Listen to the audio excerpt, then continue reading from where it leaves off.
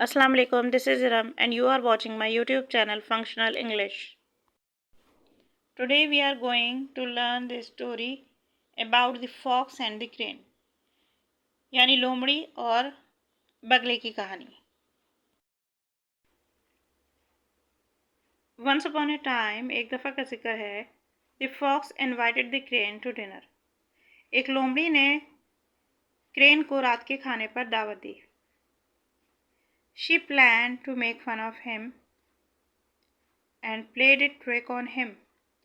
और उसने सोचा आज रात क्रेन के साथ एक मजाक किया जाए और एक खेल खेला जाए.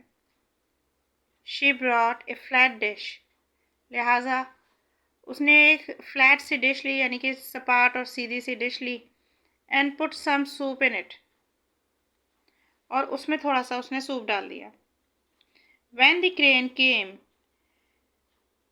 क्रेन वो परिंदा है जो कि कहा जाता है ये दुनिया का सबसे बड़ा लार्जेस्ट जो है उड़ने वाला परिंदा है, और इसकी चोंच, इसकी बीक जो है वो बहुत लंबी होती है. लिहाजा जब ये क्रेन फॉक्स के पास आया तो she offered him a dish. तो लोमड़ी ने उस क्रेन को एक डिश ऑफ़र की, यानी कि जिसमें सूप था.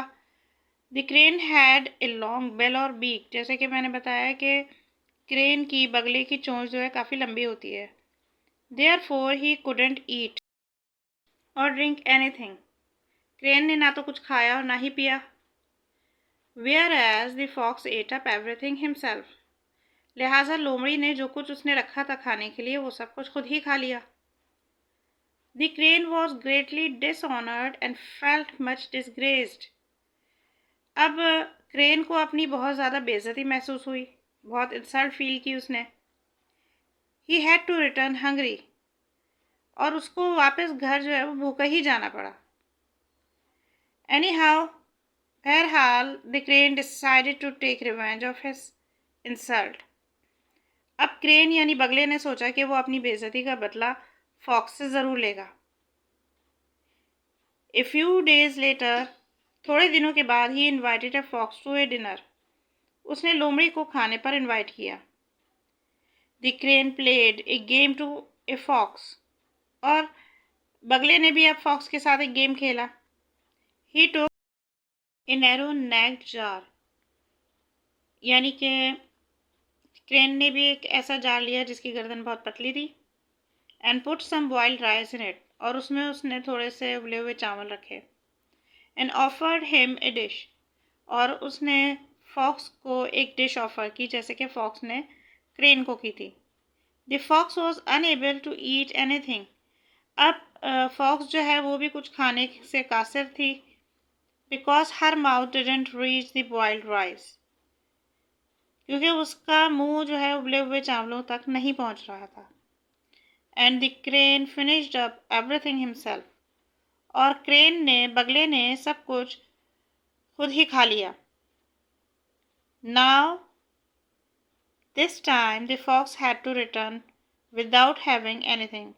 अब इस बार लोमड़ी को बगैर कुछ खाए, बगैर कुछ पिए घर वापस लौटना पड़ा. इस कहानी से हमें क्या सबक मिलता है?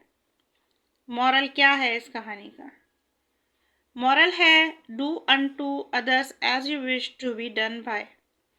यानी कि आप औरों के साथ ऐसा बर्ताव करें जैसा कि आप चाहते हैं कि दूसरे आपके साथ करें.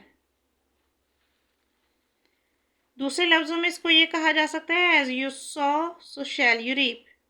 यानी कि जैसा तुम बोओगे वैसा ही काटोगे. इस कहानी को इस तरह से भी कहा जा सकता है कि टिट फॉर टैट, यानी जैसे को तैसा. यानी जो कुछ फॉक्स ने बगले के साथ किया वही बगले ने फॉक्स के साथ किया.